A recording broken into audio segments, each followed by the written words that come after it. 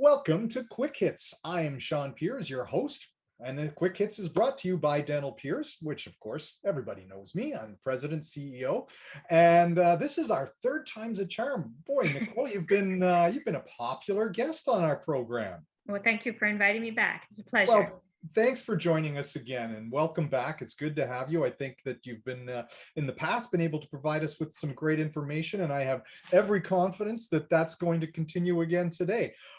Today on a topic that obviously is near and dear to your heart, and probably near and dear to the hearts of a lot of people. We're going to be talking about IPAC, specifically the organization of your sterilization monitoring and IPAC tests, how to use your time efficiently.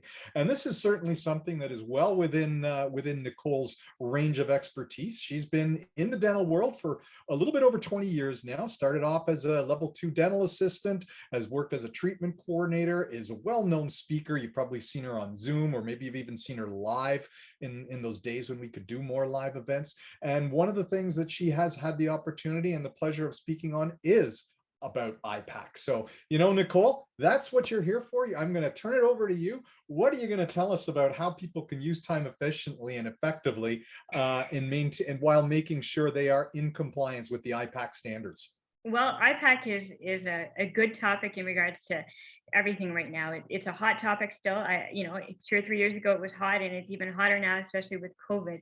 I think for me, going into offices, helping out with IPAC compliance and helping in regards to making their lives better is how do I make sure that my logging system is accurate and up to date? Logging has to be retained for 10 years. So you think if you have 8, 9 cycles a day, 2 or 3 sterilizers, how much paperwork you're going to consume. And again, it has to be retained for 10 years. So a lot of offices that I work with have multiple sterilizers, whether it's an autoclave and a Statum, a couple of autoclaves. Those dynamics play into factor whether you want to keep your office as a paper version, paper charts, paper documents, or completely digital. Both versions are acceptable from RCDOSO's perspective, because if your computer is backed up on a regular basis, the original scanned can then be shredded. So then you can have a complete customized desktop organized in regards to all of your logging system. Say, for example, autoclave mid-March, January, February, March, April, May, all of your sterilized parameters can be scanned and then put on your desktop. It makes it a little bit easier. I mean, time management is huge in regards to a dental assistant or a dental hygienist in the sterile bay, how to accurately log. Make sure that you've got mechanical, biological, and chemical logging system in place, that it's accurately filled out, as well versed as what is expected from date, time, temperature, and pressure, CI pass, BI pass and fail, control pass, your contents, your initials, all aspects of parameter of sterilization need to be retained for 10 years. So it can be paper form, where you're going to end up with binders and binders of papers, or scanned and digital and kept easily and organized, for that if you ever had to prove your sterilizing parameters, it's easy and accessible. And I mean, these days, that's the key. Record keeping is I come from the standpoint of having practiced law for 14 years. So, I mean, we always believe that if you didn't record it, if you didn't write it down, it didn't happen. That's correct. If it didn't get logged, it didn't happen in regards to a public health perspective. We don't want to have a public health audit or review at all, for sure. So that's a number one thing from a logging perspective. Again, if it didn't get logged, it didn't happen. Mm-hmm. So what are the tricks to how do we make sure that we're doing this as quickly and efficiently and time effectively as possible, maintaining accuracy, but at the same time, I mean, life is busy in a dental practice. We got so much going on with trying to make sure that we are in compliance with our various COVID protocols. We're going to add that to the mix, along with the IPAC protocols that are even more important to be in adherence to, given COVID. That's a lot going on everybody's shoulders. How do we make sure that the flow works as quickly and efficiently as possible? Well, ideally, if you can, from my experience, if you can have just a central reprocessing person, just stay in the sterile bay, and he or she's responsible from cleaning to disinfecting to packaging, complete end-to-end control of the sterile bay. Sometimes that helps the stress burden and makes things run smoothly. If you're not able to do that, have everybody trained from start to finish. So everybody's on the same page, from bringing your sold instruments to the sterile bay, to packaging, to putting your CI and BIs in, to sterilizing it, and then actually then making sure that all the parameters are met before releasing the load. Make sure everybody's had some sort of IPAC training, whether you hire Maxill or another competitor company out there, maybe take some modules through public health to make sure that everybody has IPAC training. That is mandated for public health, that everybody has IPAC training yearly, whether you're office admin or in the clinic itself, in the sterile bay, the dentist, the dental assistant, dental hygienist. I can't stress enough, make sure that everybody's on the same page in the sterile bay. Everybody knows the policies and procedures. There's no hiccups. That would be my recommendation there. Oh, you touched on something that's near and dear to my heart right there. Know your policies and procedures. You have to have this stuff recorded. You Like do. there has to, I mean, not just for the audit purposes. Obviously, you know, if you're audited, you have to be able to demonstrate that, yes, these are our procedures. Right. But, you know, for the sake of just team training, for the sake do. of, as you said, making sure that everybody knows what's to be expected, you got to have that in a policy and procedures manual, whether it's in a digital version or the old-fashioned paper. Right. You got to have it there. Right. And if you had a new team member start, you know, instead of having to have delegated time to show them, you can almost help them out by giving them a completed IPAC manual that has all your steps, all that's expected of a team member to do, articulate it first, and then go from there. Mm-hmm. And a lot of the times these days, some of those training manuals, you know, include some video presentations so that new team members can actually see the video of what it is that they physically need to do to adhere to the policies and procedures in your office. Right. Every office is mandated to have a complete IPAC manual specific to their practice, as well as a corresponding library of manufacturer's instructions for every equipment and instruments in their practice. So it is quite an undertaking for the average office to be IPAC compliant, to have their office compliant, and then establish a written policy and procedure is huge. So if it's something that one of you or attendees would like to participate in, Maxill does offer an amazing IPAC package where we do the review and as well as help out with your manual. Mm-hmm. And you know, I mean, you've touched upon something as well that I kind of recall was a little bit of something we discussed in one of our previous times together, that idea of sort of planning. And, you know, if you're going to be sitting down, and particularly if you don't have a dedicated person who can work in your sterilization unit for the whole day and make sure that everything is running tickety-boo for the entire office, but everyone sort of has to work as a team to make sure this is getting done, you kind of have to know what's going on for the day to make sure that you know that the instruments are there and ready to go when you need them. And you know what instruments you're going to need.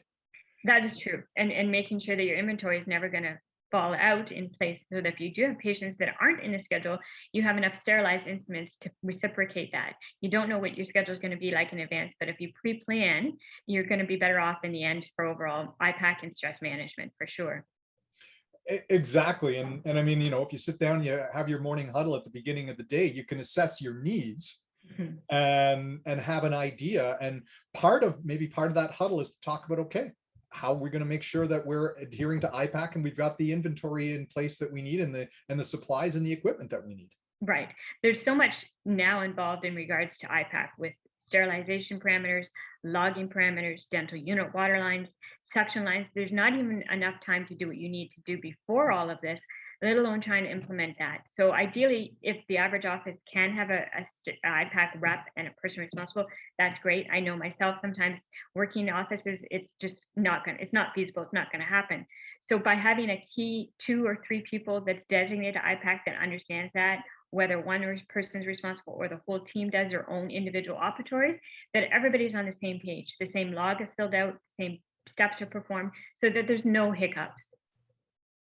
Yeah, you definitely want to make sure that there's consistency. It's again that idea that, you know, if it's not written down, it didn't happen. But at the same time, if it's written down and it seems to be different each time, what's going on? Right. And with the 3 governing bodies still agreeing to disagree, it's a constant, ever-ending battle where you're trying to make sure that you know the newest guidelines, but the guidelines could have changed tomorrow and you're still practicing from 6 months ago. What's the best way for them to stay on top of those? Well, again, I mean, Maxill offers an IPAC review where we would constantly keep an office up to date. But again, the IPAC modules that are offered through public health that you can do at your own time are constantly being updated in regards to regulations and changes. So they're not going to send out an email to you to say, hey, we've changed this. But if you go on every couple of months, for example, to make sure that you're up to par, right now there's currently 17 modules from a dental profession, whether again, the front desk or clinical, that should be taking these modules, and they're constantly being updated to the newest guidelines. And things change. The more things change, the more they stay the same, or whatever, something like that. But that's right. No, it's pretty crazy how quickly it winds up going that route. And staying on top of it is a challenge. It is. It makes it very stressful from a professional practicing. But I think once you got it under control from a perspective working as a team, understanding the modules, making sure everybody has the same steps, I think the overall stress and compliance will make your office much more feasible, and making sure that you actually do get your lunch, you do get your breaks, and you're actually able to go home to your family at a reasonable time instead of having to stay to do water lines or stay to do your sections because nobody else had the opportunity or the education to do that, for sure. Right. So now if somebody wants to bring you in to say, okay, Nicolle, I need some help. Can you come in and do a review for us? What's the process? What do you do? What do you take them through? Just give us a little bit. Yeah, we would do it what's called an IPAC in a box. So on our Maxill.com website, there is a drop-down box that has all our education in regards to IPAC. It has our resources. We've made some customized logs to help out offices if they don't have a log, or maybe they have logs that they think is right, but they have multiple log books and nothing's really filled out properly. We've made a lot of logs that offices can download for free and utilize themselves.